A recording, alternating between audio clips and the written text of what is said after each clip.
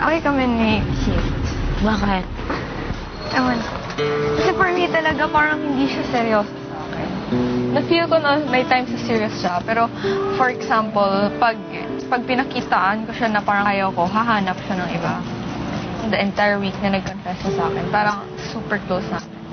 So ngayon like, parang nagiging mabait na ulit si Karen. Parang, ayan.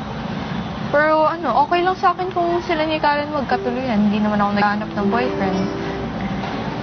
Siya naman si Kuya Eves. Ikaw botong-boto ka sa isa dyan na. Joke. Yes.